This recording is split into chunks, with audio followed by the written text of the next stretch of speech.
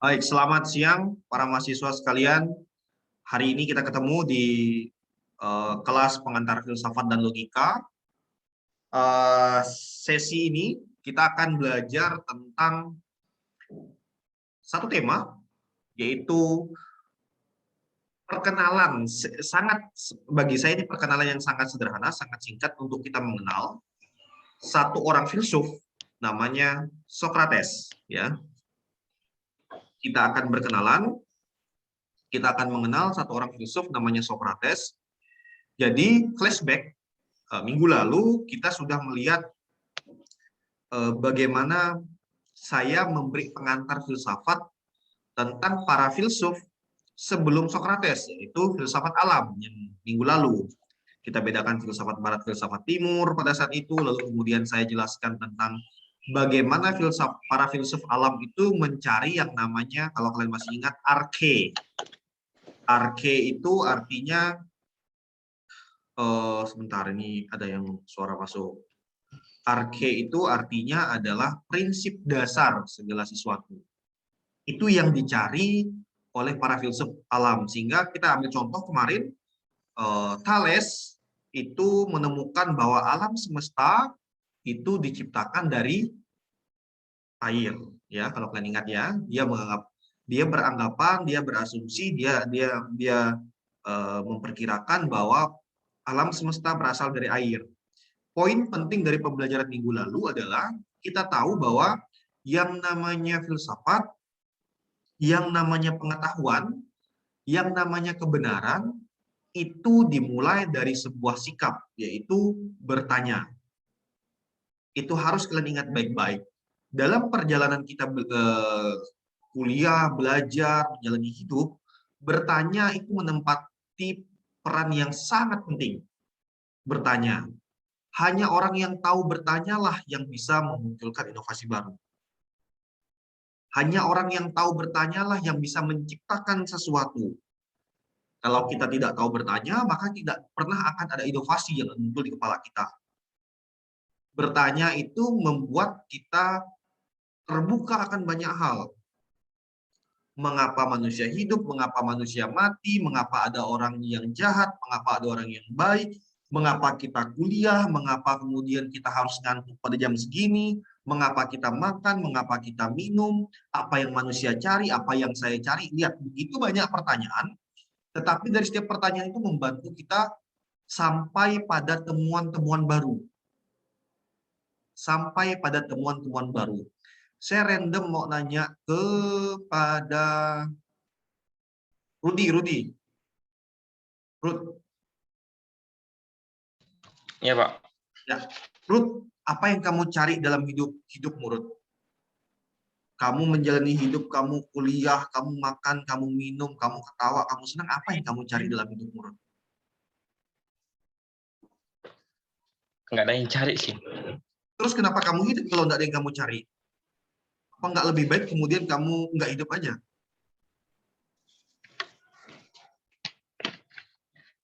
Kenapa kamu hidup? Apa yang kamu cari dalam hidupmu? Percayalah, nggak ada jawabannya dalam teks buku. Nggak ada di materi kuliah. Nggak ada, Pak. Apa yang kamu cari, Ruth?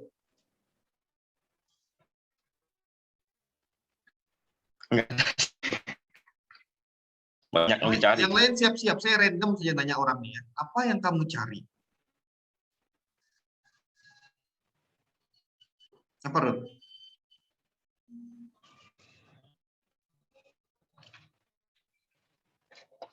Apa yang kamu cari, Ruth? Dalam hidupmu? Banyak yang cari sih, Pak. Apa? Sebut satu yang kamu cari.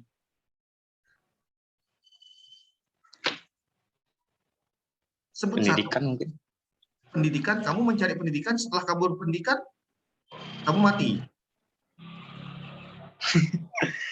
Mungkin bingung ya. Apa yang kamu cari dalam hidupmu, Ruth? Apakah kamu pernah bertanya dalam hidupmu apa yang kamu cari? Ruth? Pernah, sering. Sering, kamu pernah bertanya apa kamu cari, lalu kemudian setelah kamu bertanya apa yang kamu lakukan?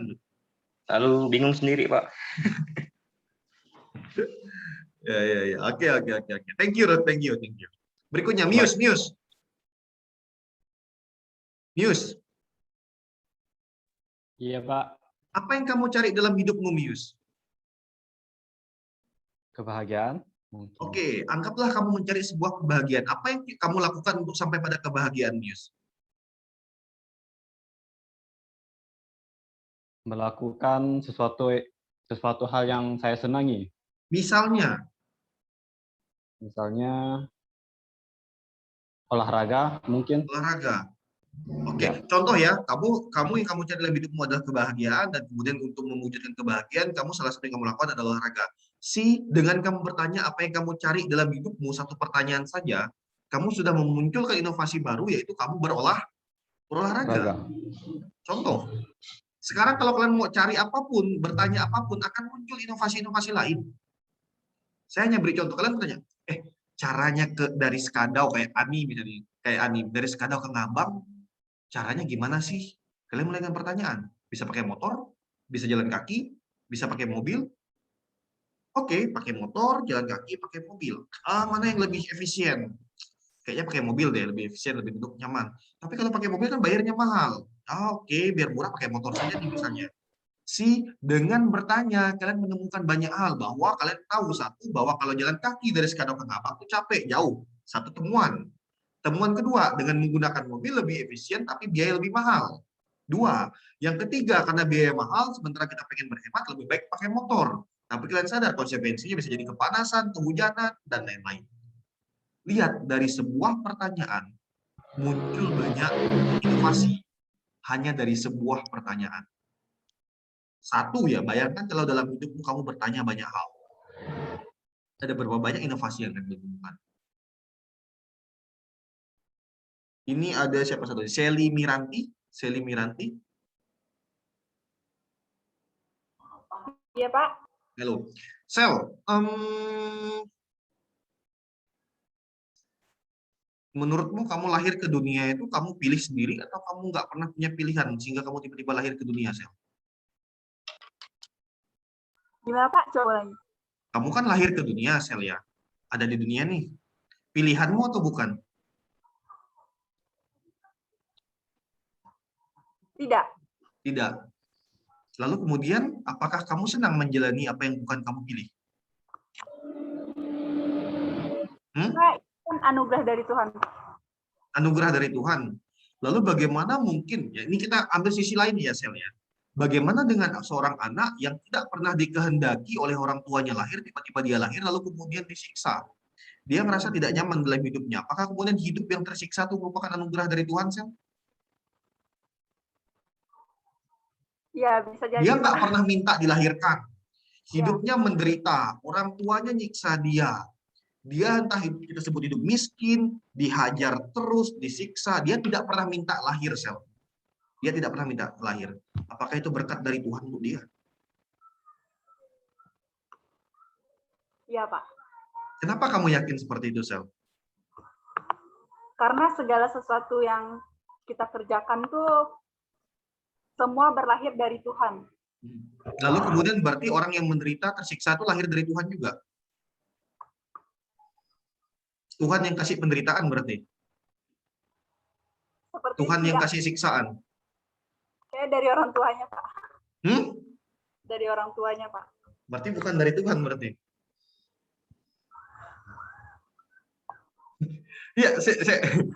saya sengaja memang bertanya hal seperti itu, Sel. Maksudnya gini, dan mahasiswa yang lainnya. Thank you, Sel ya. Thank you. Saya sengaja bertanya hal gitu. Yang ingin saya katakan adalah ada banyak pertanyaan dalam hidup kita yang kita bahkan nggak pernah tahu jawabannya. Sangat banyak sekali. Di usia kalian, harusnya banyak hal kalian tanya dalam hidup. Mulai kalian tanyakan, kuliah untuk apa sih? Lalu setelah kuliah mau ngapain sih? Ngapain sih? Berteman dengan si A ini baik nggak sih? Yang saya kerjakan ini udah benar nggak? Yang saya lakukan ini udah benar nggak? Pilihan saya untuk kuliah ini udah benar nggak sih? Apa nggak lebih tepat kalau saya bekerja? Maksud saya adalah di usia-usia kita ada banyak pertanyaan yang muncul, sangat banyak. Tetapi jangan kemudian membenci pertanyaan-pertanyaan itu, karena apa? Kita nggak pernah tahu dari pertanyaan itu, apa yang dibentangkan di hadapan kita, kita nggak pernah tahu. Kayak tadi saya bilang, ide-ide apa yang pernah akan muncul, inovasi macam apa yang muncul kita nggak pernah tahu. Balik lagi, itulah yang terjadi dengan para filsuf awal, Thales. Dia hanya bertanya, alam semesta berasal dari mana? Dia hanya bertanya itu, alam semesta berasal dari mana? Dia bingung dengan segala, tapi kemudian dari pertanyaannya muncul banyak hal. Muncul banyak hal dari pertanyaannya. Hari ini kita akan belajar, tadi saya bilang satu orang filsuf, namanya Socrates. Kita akan lihat bahwa, ini kesimpulan singkat dari Socrates, setelah dia bertanya, dia menemukan kebenaran. Socrates ini menemukan kebenaran. Dan setelah dia menemukan kebenaran, dia siap mati untuk mempertahankan kebenaran itu. Kisah hidup Socrates itu sesimpel itu. Dia bertanya, dia menemukan kebenaran, setelah dia menemukan kebenaran, dia rela mati demi kebenaran itu. Kita belajar dari satu filsuf besar ini. Kita lihat bagaimana dia berpikir, kita lihat bagaimana dia bertindak dan berperilaku. Saya harap ini ada artinya untuk hidup kita. Kita lihat ya, saya sharekan untuk presentasinya.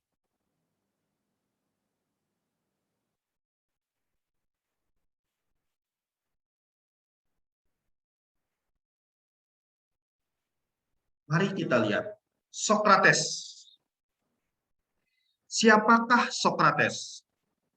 Jadi, para mahasiswa, Socrates adalah salah satu dari 3 filsuf Yunani terbesar sepanjang masa.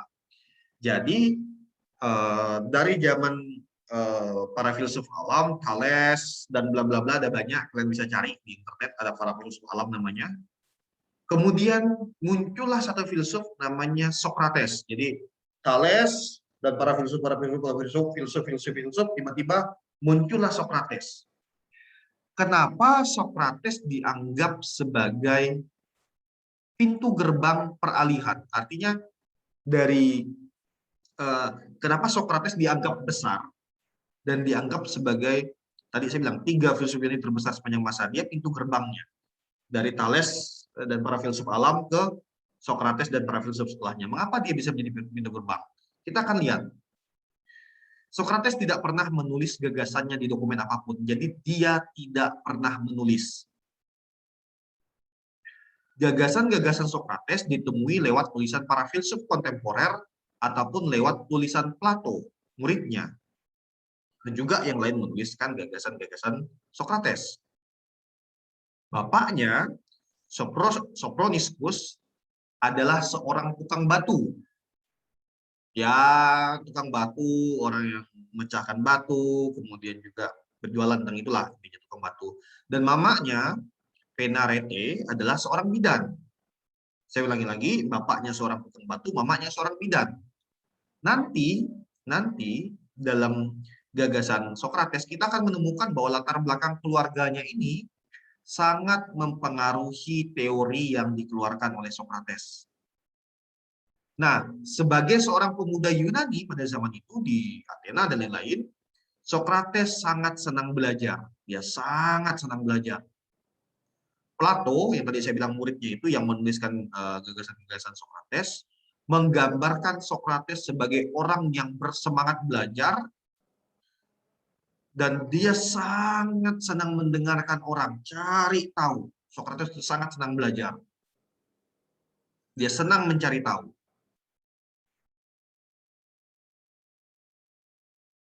Nah, mengapa Socrates dapat kesempatan untuk belajar banyak? Dan saya pengen tahu, karena memang kebetulan dia berasal dari keluarga yang sebenarnya cukup kaya, Socrates itu. Dia cukup kaya. Nah, waktu muda dia ikut jadi prajurit, bertempur dengan beberapa bangsa ini, kayak wajib militer lah, dia ikut berperang dan lain-lain. Nah, Socrates belajar dari Anaxagoras.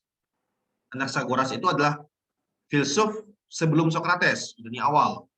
Anaxagoras itu gagasannya juga cukup besar juga untuk filsafat. Jadi Thales ke Socrates itu, di antara mereka tuh ada Anaxagoras, dan Anaxagoras itu merupakan guru dari Socrates. Socrates belajar di situ.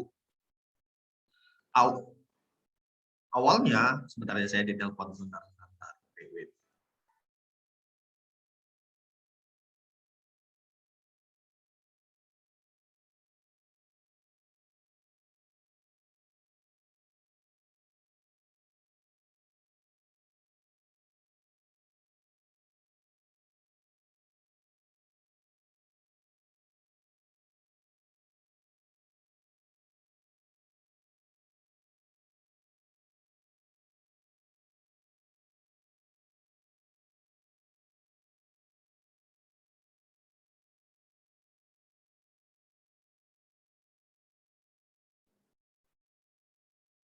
Ya, jadi Socrates itu pada awalnya sangat senang belajar kosmologi.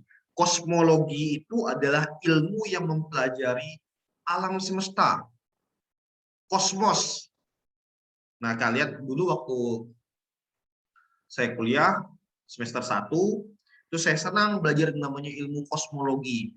Menarik sekali rasanya ketika kita belajar tentang alam semesta, membayangkan planet-planet, bagaimana alam semesta tercipta, bagaimana langit tercipta, bumi tercipta, bagaimana semua tersusun dengan rapi, teratur, kadang-kadang ada namanya chaos atau kekacauan, tapi kemudian diatur menjadi sebuah kosmos lagi, itu sangat menarik sekali.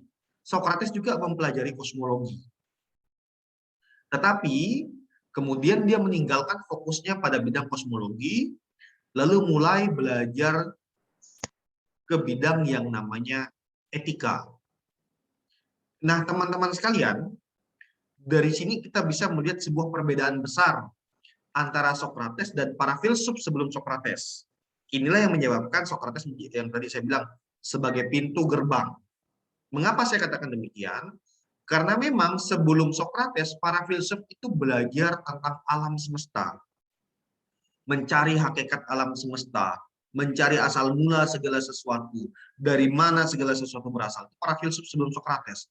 Tetapi Socrates tiba-tiba mengarahkan dirinya untuk belajar tentang etika, tentang baik buruk, di mana persoalan baik buruk adalah persoalan manusia. Intinya, Socrates adalah orang atau filsuf pertama yang membuka gerbang untuk mempelajari manusia secara filosofis. Itulah makanya dia menjadi salah satu filsuf besar tadi, karena dia membuka gerbang bagi para filsuf untuk mulai belajar tentang manusia. Socrates mengklaim dirinya sebagai lalat pengusik. Lalat pengusik, coba kalian bayangkan kalau kalian lagi duduk, tiba-tiba banyak lalat. Pasti keganggu kan? Nah, dia tuh membayangkan diri itu sebagai lalat pengusik, Socrates itu, yang memprovokasi, yang dalam tanda kutip mengganggu masyarakat Athena. Nah, dia ganggu dalam bidang apa? Jadi, menurut Socrates, masyarakat Athena di Yunani pada saat itu, standar atau nilai moral atau landasan moral yang mereka gunakan itu nggak bagus, nggak kuat. Artinya, mungkin pada saat itu Socrates menemukan bahwa alasan orang-orang berbuat baik ataupun tidak berbuat baik ataupun berbuat jahat itu nggak kuat landasannya, sangat lemah sekali. Makanya Socrates sebagai orang yang bukan di pemerintahan, orang biasa-biasa saja, dia itu kemudian memprovokasi orang-orang Athena untuk sadar bahwa landasan moral mereka itu lemah, bahkan salah. Nah, bagaimana caranya Socrates memprovokasi? Dia melakukan satu tindakan yang kemudian menjadi dasar untuk konsep filosofisnya. Dia melakukan dengan cara bertanya. Dia lakukan dengan cara bertanya. Dia menanyakan apapun kepada orang-orang di Athena. Kalau kalian ingat, saya beri gambaran di peta Yunani klasik dulu, di salah satu kota Yunani klasik. Kalian ingat bahwa di dekat laut itu ada namanya agora, pasar di situ. Nah, di tempat-tempat seperti itu orang-orang Athena itu berkumpul, hampir setiap hari berkumpul di situ. Socrates setiap hari berjalan-jalan di agora dan bertanya kepada orang-orang di situ tentang moralitas, tentang etika. Karena saking seringnya dia bertanya kepada orang-orang, mempertanyakan segala sesuatu kepada orang-orang, dia dianggap sebagai lalat pengusik. Dia menganggap dirinya sebagai lalat pengusik. Bayangkan kamu lagi enak-enak ngopi di pinggir jalan, tiba-tiba ada orang nanya tentang moral, tentang etika, kamu merasa diganggu. Nah, Socrates menempatkan dirinya itu sebagai pengganggu kemapanan, pengganggu stabilitas orang-orang.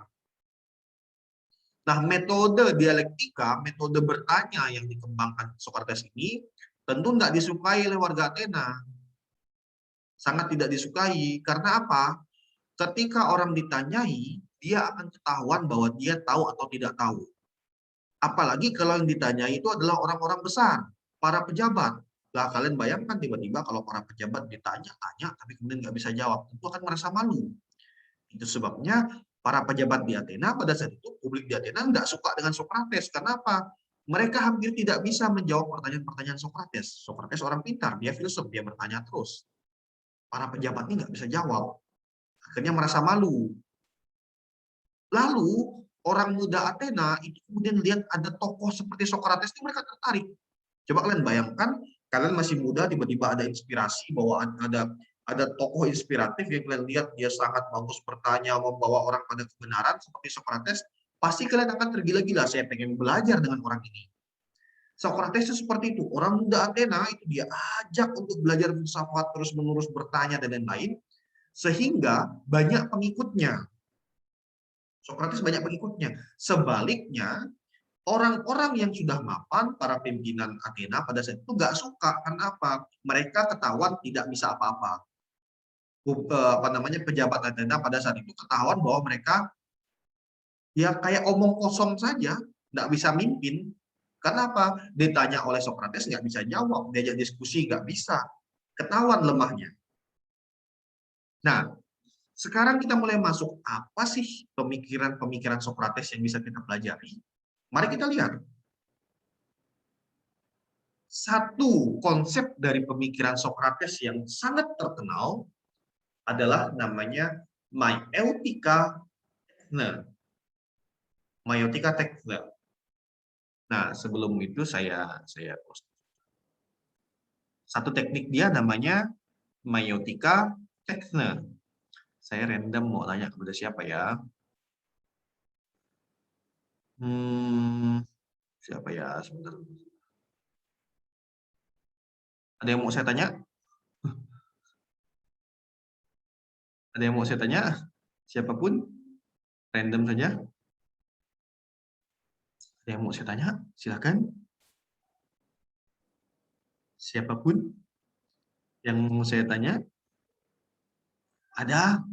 Udah tidur semua nih kalian jam segini. By the way, kita kuliah jam 2 nih, pasti udah tidur siang semua mahasiswa. Ada yang mau saya tanya? Daripada saya tunjuk, saya malas nunjuk-nunjuk. Ada yang mau saya tanya nggak? Siapa? Ardian. Ya, Ardian. Iya, Pak. Saya tanya kamu nggak apa-apa ya? Ya, Pak. Kalau saya jawabnya enggak lengkap, enggak apa-apa ya, Pak. Loh, saya kan bukan Tuhan. Ya, Pak. Ardian, kamu laki-laki atau perempuan? Laki-laki, Pak. Kenapa kamu yakin kamu laki-laki? Karena sudah jelas, Pak, terlihat dari jenis kelamin, gender, dan raut wajah serta fisik, Pak. Apakah kemudian perempuan tidak bisa beraut wajah seperti kamu? Bisa saja, Pak, tapi tetap ada perbedaan, Pak. Kamu ya perbedaannya di mana? Dari bentuk tubuh, seperti misalnya payudara atau yang lainnya gitu, Pak. Emangnya kamu laki-laki nggak punya payudara? Kamu kan punya. Punya, tapi tidak seperti punya wanita, Pak. Oke. Kemudian apa lagi yang membedakan kamu dengan perempuan? Jenis kelamin? Jenis kelamin, jika misalnya gaya berpakaian juga, Pak. Gaya berpakaian? Jadi kalau perempuan nggak boleh berpakaian kayak kamu? Bisa, Pak, tapi tetap kelihatan beda gitu, Pak. Loh, anggaplah di sini misalnya tadi saya tanya sama Shelly, kalau Shelly potong rambut pendek kemudian berpakaian seperti kamu, emangnya kamu tahu kalau dia perempuan? Dia nggak ngomong lah. Belum tentu sih, Pak, kita tahu. Tapi kalau kita lihat dari bentuk tubuhnya mungkin kita bisa menebak, Pak. Kalau dia lapis tubuhnya dengan agak tebal, Sally lapis tubuh dengan agak tebal, dia pakai obat penumbuh rambut untuk kumisnya, brewok, atau dia implan brewok, itu kayak yang dilakukan oleh salah satu artis. Emangnya Mungkin kamu bisa tahu kalau dia perempuan? tidak, Pak. Nggak bisa. Terus kemudian apa yang membedakan laki-laki dengan perempuan kalau kayak gitu? Apa ya? Hmm. Mungkin jika Kamu bilang tadi pakaiannya misalnya. Emangnya sekarang pakaian punya jenis kelamin? tidak, Pak. Nggak ada kan? Karena kadang-kadang ada laki-laki yang pakai rok juga, that's okay. Perempuan pakai jeans juga biasa. Lalu apa yang membedakan laki-laki dengan perempuan?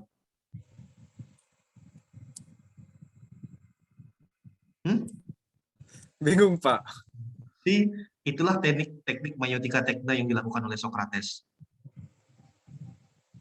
Dia akan bertanya, dari jawabanmu dia akan bertanya lagi, dari jawabanmu dia akan bertanya lagi. Itulah contoh maiotika tekna, teknik bertanya yang dikeluarkan oleh Socrates. Paling tidak, dari runtutan pertanyaan awal tadi, kalian dapat informasi banyak. Dari Ardian kalian tahu bahwa yang namanya laki-laki itu cirinya ini, perempuan cirinya ini. Ternyata juga dari ciri A, ciri B itu ada wilayah di mana laki-laki dan perempuan bisa berperilaku atau berpenampilan yang sama. Bayangkan, dari pertanyaan awal hanya saya pengen tanya, kamu laki-laki atau perempuan? Kalian mendapat banyak informasi kan? Itulah namanya teknik maiotika tekna. Sesimpel itulah Socrates. Sesimpel itulah Socrates. Dan Ardian, orang yang saya tanya-tanya, sampai jengkel kan, kok tanyanya nggak bisa habis, saya sampai bingung jawab, kok saya kelihatan kayak orang bodoh, nggak bisa bedakan laki-laki dengan perempuan. Itu contoh, itu terjadi di Athena pada saat itu. Saya bisa saja sekarang manggil orang lain, mahasiswa lain, saya sebut nama siapapun bisa. Tetap pada ujungnya, kalian akan kebingungan. Tetapi kalau kalian tidak sadar, yang harusnya kalian sadari, ternyata dari diskusi kita tadi ada banyak informasi yang bisa kita dapatkan. Informasi yang kita pegang, itulah hebatnya sebuah pertanyaan. Dia bisa membongkar banyak hal. Kalau tadi, saya berani taruhan, bukan taruhan lah, saya berasumsi lah seperti itu. Bahwa mungkin pada umumnya, kalian akan menyadari jawaban Ardian itu benar. Bahwa laki-laki cirinya seperti ini dan perempuan cirinya seperti ini. Kalau saya tanya satu persatu, pasti kalian akan menjawab seperti disampaikan oleh Ardian tadi. Tetapi setelah saya tanya-tanya Ardian, kalian menemukan hal baru bahwa ada wilayah di mana laki-laki dan perempuan bisa mengerjakan hal yang sama dan tidak 100% berbeda. Mungkin dalam kebudayaan kita anggap kalau laki-laki pakai rok itu memalukan kan? Laki-laki pakai rok itu memalukan. Tapi coba kalian lihat di Skotlandia misalnya. Di sana pakaian adat laki-laki adalah rok. Pakaian adat laki-laki adalah rok. Artinya bahkan pakaian pun tidak bisa menentukan jenis kelaminmu. Selama ini kalau kalian menganggap bahwa pakaian menentukan jenis kelamin, sekarang kalian sadar pakaian tidak menentukan jenis kelamin. Perempuan bisa pakai jeans, di mana dulu yang pakai jeans adalah laki-laki. Perempuan akan pakai gaun. Kalau kalian bilang, Pak, laki-laki rambut pendek, perempuan rambut panjang. Sekarang banyak laki-laki gondrong juga. Jadi itulah para mahasiswa yang saya maksud dengan yang namanya maiotika tekna. Itulah yang saya maksud dengan maiotika tekna. Kita lihat kita lihat satu persatu. Bagaimana Socrates berfilsafat? Menurut Plato, Socrates menggali kebenaran bukan dari pikirannya sendiri. Dia nggak merenung, itu enggak. Dia melakukan dialog yang dinamis kritis dengan lawan bicaranya. Seperti yang saya lakukan dengan Ardian tadi. Jadi untuk mencari kebenaran, Socrates bukan merenung, tapi lewat dialog, lewat diskusi. Socrates selalu memulai pencarian akan kebenaran dengan pertanyaan-pertanyaan, seperti yang saya lakukan pada Ardian tadi. Lewat pertanyaan-pertanyaan tersebut, Sokrates mengajak lawan bicaranya untuk menemukan kebenaran terdalam. Bukan Sokrates yang menemukan kebenaran, tetapi lawan bicaranya lah yang menemukan kebenaran berdasarkan dialog tersebut. Artinya ketika saya bertanya kepada Adrian akan mulai sadar, oh iya ya, nggak bisa kita nyebut laki-laki hanya seperti ini atau perempuan seperti ini, kayaknya ada hal lain. Adrian lah yang menemukan kebenaran itu. Seni menggali kebenaran dengan pertanyaan ini kemudian disebut sebagai maiotika texne, atau teknik membidani. Kita balik, tadi saya ceritakan kalau mamanya Sokrates adalah seorang bidan. Bidan itu adalah tugasnya membantu kelahiran manusia. Sokrates itu merasa dirinya itu seperti bidan yang membantu orang untuk melahirkan kebenaran dari dalam dirinya. Makanya kalau kalian berdialog atau berdiskusi, sebenarnya kalian sedang membantu lahirnya kebenaran baru. Lahirnya pengetahuan baru lewat pertanyaan. Makanya orang yang hebat, saya bilang tadi, bukanlah orang yang saya bilang minggu lalu, orang hebat bukanlah orang yang pandai menjawab, tetapi orang yang pandai bertanya dengan tepat. Karena apa? Dia membantu kelahiran kebenaran. Dia bantu melahirkan pengetahuan baru. Berikutnya, siapakah yang disebut dengan orang bijak kalau itu? Apakah orang yang tahu banyak? Atau orang yang berpendidikan tinggi? Atau orang yang punya jabatan? Siapakah orang bijak? Pada zaman itu, ada orang yang bernama Orakel di kota Delphi, Yunani. Orakel itu mengatakan bahwa dialah orang paling bijak di Yunani. Karena Orakelnya mengakui dia tahu segalanya, si Orakel. Nah, bagi Sokrates, ini penting kalimat ini ya, bagi Sokrates, orang yang paling bijaksana di dunia adalah orang yang merasa bahwa dirinya tidak tahu banyak. Saya ulangi lagi. Bagi Sokrates, orang yang paling bijak di dunia ini adalah orang yang merasa dirinya tidak tahu banyak sehingga dia terdorong untuk belajar terus-menerus tanpa henti. Makanya teman-teman, kalau kalian merasa IPK kalian tinggi, nilai kalian tinggi, kalau kalian merasa kalian pintar, disitulah kalian sebenarnya mengatakan bahwa kalian orang paling bodoh di dunia.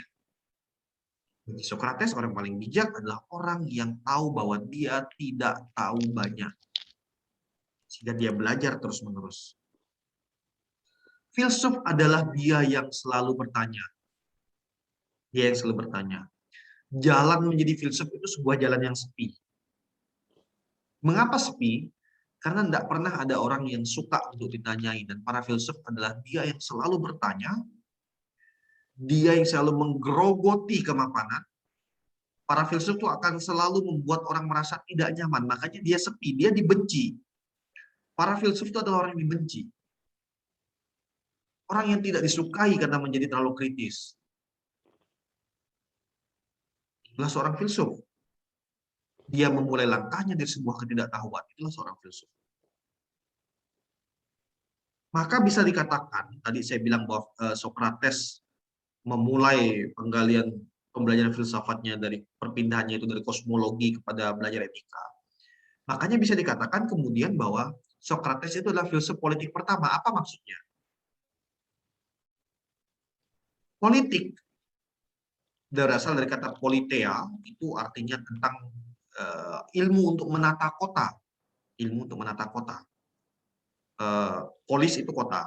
Ilmu untuk menata kota. Politik adalah tentang seni atau ilmu untuk menata sistem kota, sistem kehidupan masyarakat. Hanya manusialah yang bisa berpolitik. Nah, ketika tadi dikatakan bahwa Sokrates adalah filsuf pertama yang membahas soal manusia dan etika, maka bisa dikatakan dengan demikian bahwa Sokrates itu menjadi filsuf pertama, filsuf politik pertama. Karena dia yang pertama membahas tentang manusia, dan dia yang pertama membahas manusia dari sisi bagaimana mengelola hidup, menata kehidupannya. Sokrates kemudian bisa kita sebut sebagai filsuf politik pertama. Nah, bagaimana kemudian Sokrates menilai baik buruk? Tadi kan kita lihat bahwa Sokrates bilang Sokrates itu sedang belajar etika ya, tadi saya katakan di awalnya. Kita flashback, dia sedang belajar etika, lalu kemudian dia memulai teorinya dengan namanya Meidoka-Tekne, bertanya-tanya, berdiskusi, berdialog, lalu kemudian bisa kita katakan bahwa dia dengan berdialog itu dia mencari nilai atau landasan moral yang tepat bagi Athena, karena dia mencari nilai atau landasan tepat bagi Athena, lalu kemudian bisa dikatakan dia adalah filsuf politik pertama, karena apa? Dia mencari nilai baik buruk dan dia belajar tentang manusia. Dia disebut sebagai filsuf politik karena manusialah orang yang melakukan tindakan politik, menata kota. Nah, berikutnya kita akan melihat bagaimana Sokrates belajar soal etika, soal baik buruk. Sokrates berkeyakinan bahwa ketika seseorang berpengetahuan tentang kebaikan, maka dengan sendirinya ia akan berbuat baik. Artinya apa? Artinya apa? Orang yang tahu baik buruk, menurut Sokrates, artinya dia akan berbuat baik. Orang yang tahu keberanian, dia akan berbuat berani. Kebaikan itu menurut Sokrates, baik buruk itu adalah soal pengetahuan. Lalu kalau kalian pikir gini, Pak, kan banyak orang yang tahu baik buruk, tapi kenapa dia tetap melakukan kejahatan? Menurut Sokrates, orang yang melakukan kejahatan artinya adalah orang yang tidak tahu tentang kebaikan. Tahu itu bukan hanya tahu teoritis, tahu itu artinya dia mengerti dan dia menghidupinya. Dengan demikian, orang yang tahu kebaikan tidak mungkin berbuat jahat. Karena apa? Dia menghidupi nilai-nilai baik. Kebaikan sekali lagi adalah soal pengetahuan. Ini saya bilang tadi, kejahatan itu apa? Kejahatan adalah ketidaktahuan akan kebaikan. Ini ya, saya bacakan ya. Bagaimana jika ada orang yang berpengetahuan banyak namun tetap berbuat jahat? Sokrates mengatakan bahwa pengetahuan bukanlah sekedar transfer informasi. Artinya yang disebut orang yang berpengetahuan banyak itu bukannya sekedar dia tahu informasi A, informasi B atau C. Pengetahuan tentu melibatkan subjek dalam prosesnya. Artinya, jika orang tahu kebaikan, maka dirinya juga akan berbuat baik. Kalau dia tahu kebaikan, dia akan berbuat baik. Kalau dia berbuat jahat, artinya dia tidak tahu kebaikan. Nah, sekarang kita masuk ke tahap akhir. Bagaimana akhir hidup Sokrates? Karena pengajarannya, Sokrates dituduh merusak kaum muda Athena pada saat itu. Jadi kalian bayangkan ya, di Athena pada saat itu orang hidup stabil ya. Tiba-tiba datang Sokrates dengan segala macam pertanyaannya, lalu banyak mengikut orang muda.